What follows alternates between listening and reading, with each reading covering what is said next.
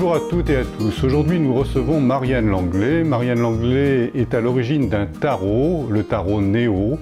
C'est un tarot qui lui a été transmis par l'océan Pacifique lors d'un de ses voyages à Tahiti. Bon, maintenant, Marianne, tu vas nous expliquer cette histoire assez incroyable de la genèse, de la révélation de ce tarot de l'éveil, Néo. Comment ça s'est passé à l'origine? Comment, du jour au lendemain, tu te réveilles et tu te dis je vais faire un tarot? Non, ça ne marche pas du tout comme ça. En fait, j'ai la profonde conviction que ce n'est pas moi qui suis aux commandes, que je suis guidée. Et c'était en 2019, je revenais d'un voyage au Cambodge. Donc, j'avais pas trop l'intention en fait de partir à Tahiti. Le but c'était d'aller rechercher, de revenir avec ma nièce qui travaillait à l'Intercontinental de Montréal là-bas. Et du coup, d'en profiter pour un peu voir Tahiti, puisque je me disais que c'était l'occasion de le faire. Mais je me sentais un peu coupable parce que j'avais déjà pris pas mal de vacances. Donc, je me demandais comment j'allais gérer ça par rapport aux personnes qui viennent me voir, etc. Et puis, évidemment, je me suis dit, oh, quand même, c'est l'occasion, allons-y.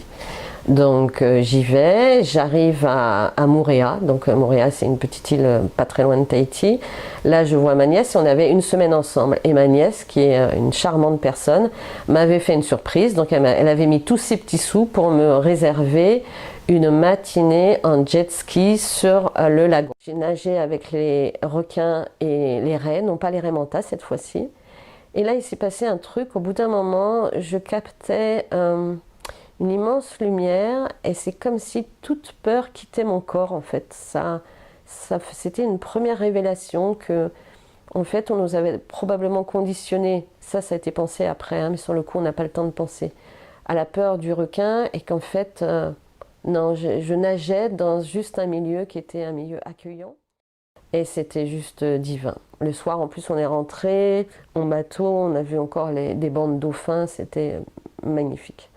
Donc la première révélation, c'était de l'ordre des peurs qui lâchaient entièrement dans mon corps.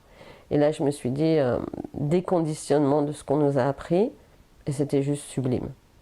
Le deuxième, donc je l'ai quitté au bout d'une semaine. La deuxième révélation, c'était, ou grâce, j'appelle ça une grâce. Alors pourquoi une grâce? Parce que ça intègre tout le corps. Quand on reçoit cette lumière, c'est comme si on reçoit... En tout cas, moi, je reçois une énorme quantité de lumière dans mon corps et je sais qu'au niveau profond de la cellule, tout change. Donc, je pars après sur une autre île qui s'appelle Taha. Taha, c'est l'île Vanille, en fait. À Taha, il y a... pareil, il y avait un jardin de corail, un magnifique jardin de corail. Et là, toujours accompagné par des gens très bienveillants qui nous montrent ça, mais sous l'eau. Donc on est sous l'eau, sans bouteille, sans rien, encore une fois. Et là, on sent qu'on flotte sur cet espace où je voyais en fait la lumière traverser entièrement à la fois la zone de terre, puisque je voyais la terre et les palmiers, etc. Et à la fois, c'était sous l'eau, j'étais sous l'eau, j'avais les deux, en fait, je voyais les deux. Et là, c'était juste hallucinant aussi, j'étais la totalité de ça. Et puis la nuit, donc chaque nuit, suivant ces expériences, qui étaient des expériences où tout le corps vraiment est chamboulé, la nuit, je pleurais tellement j'étais touchée par toute cette beauté et ces enseignements, car j'ai commencé à être enseignée. Donc l'enseignement était le suivant, pour ce jardin de corail, c'est comme si je montais en position méta, et là je voyais la totalité de la terre et de la mer en une seule, en l'unité en fait. Donc j'avais travaillé la peur, j'avais lâché la peur de milieu hostile, on va dire, sous l'eau. À la deuxième révélation, grâce, j'ai atteint cette unité. Et donc c'était vraiment très chamboulant. Et à la troisième, en fait, c'était à Maupiti. Maupiti, c'est une île, on va dire, qui ressemble un petit peu à Bora Bora, mais anciennement. Et avec pas de touristes, pas de choses comme ça. Il y a juste une route principale qui fait le tour de l'île. Et là, il pleuvait de façon très importante. Et j'avais fait la connaissance au Jardin de Corail d'une jeune fille qui s'appelle Elena, que je salue si elle me regarde. Et on avait réservé un petit bateau pour aller voir les Raimentas. Là, j'ai pris le temps de rester sous l'eau. Je suis restée plus d'1 heure sous l'eau. Et ce que je voyais au départ, c'était bien des Raimentas. Et après, c'était des formes de lumière immenses, immenses, immenses. Il y en avait 4. J'ai compris bien après que c'était les 4 fondements du monde. Mais j'avais l'impression que je discutais, j'étais en vibration avec des déités. Et le soir même, encore une fois, là ça a été un autre enseignement. J'avais les larmes qui coulaient toutes seules et je recevais en fait la signification de toute la partie aquatique, c'est-à-dire que j'avais l'apport de chaque mètre de l'océan à l'océan. Et pour les raies, je recevais, parce que sous terre, sous l'eau, c'est ce qui s'est passé, j'ai reçu vraiment ce qu'était la bienveillance dans mes cellules, ce qu'était la bonté dans mes cellules. Et la nuit, quand on m'a indiqué les animaux, moi j'étais une fan d'éléphants, c'est pour ça que je vais au Cambodge aussi. Et là on me disait, mais tu vois, sur Terre, voilà ce que représente l'éléphant, et sous l'eau, à ton avis, qu'est-ce que représente la baleine? Donc moi je disais la force, etc. Non, j'avais d'autres enseignements, la stabilité du monde, l'unité, j'avais d'autres... Et j'ai reçu comme ça un certain nombre de messages. Et puis je suis rentrée en France 1 mois après. Là, un certain temps s'est passé, je savais que j'avais changé, que j'étais plus la même. Et au mois de juillet, fin juillet, j'ai eu l'information, donc j'ai reçu l'information que je devais témoigner de ça, et sous la forme d'un tarot. Donc j'étais très joyeuse parce que tarot, moi j'en fais beaucoup en dehors de mes consultations, mais dès que j'ai un moment, je vais me faire un thé, je me mets dans mon petit fauteuil, et je tire un tarot et je connecte. Alors ce qui est important de dire, c'est que le tarot dans ma vie s'est présenté comme ça, il y a très longtemps. Chaque nuit j'avais un rêve, pendant 1 semaine j'ai fait 7 rêves à la suite. Et dans ces rêves il y avait une fois une épée qui m'était présentée, une autre fois une boule en or avec une croix dessus, etc. etc. pendant les 7 jours. J'ai jamais su sur le coup ce que c'était. Et puis un jour... c'est-à-dire environ 3 mois après, je vois sur une table étalé le tarot de Marseille. Et là, le choc, je vois dans toutes les cartes tous les symboles que j'avais reçus. Et là, je me dis, il faut peut-être que tu commences à t'intéresser à ce qu'est le tarot. C'était comme ça que tout était venu. Donc c'est vrai que j'ai avancé beaucoup avec le tarot de Marseille. C'est un enseignement que je connais bien. Donc la proposition qui m'était faite, c'est fais un tarot, mais cette fois-ci de l'océan. Et ce tarot, dans le texte, ce sera un texte qui est vraiment un texte spirituel de l'ordre de l'éveil. Donc j'étais super réjouie, je me suis dit waouh, c'est exactement ce que je suis, super. Et puis le lendemain, quand j'ai mis pied sur terre, je me suis dit oh, et comment on fait ça? Ça paraît facile, mais comment on fait ça? Quelle est la différence entre oracle et tarot? Le tarot, c'est par rapport à l'oracle. L'oracle, c'est comme les oracles qu'il y avait en Grèce, etc. D'ailleurs, je suis une fan de Grèce. Ça va être des messages qui vont être transmis. Le tarot, c'est vraiment un chemin initiatique. Et quand j'ai créé le tarot, j'ai moi-même buté sur certaines cartes ou certains textes. Parfois, j'avais même pas envie d'écrire un texte. Alors que j'étais censée quand même avancer un peu sur le tarot, parce qu'en fait ça confronte à soi-même. Donc c'est son propre chemin initiatique. En fait je l'ai fait, maintenant il est proposé à tous, mais au départ c'était un travail aussi sur moi.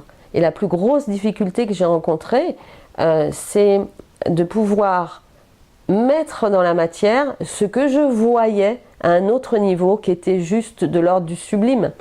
Et je n'arrivais parfois pas à mettre ça dans la matière. Donc ça a été vraiment un travail. Et puis à un moment, une fois que les textes étaient créés, il y avait une vibration qui devait être atteinte. Et quand la vibration était atteinte, alors je savais que c'était juste. Donc je me suis servi de ma canalisation, de ma connaissance du tarot, de choses comme ça.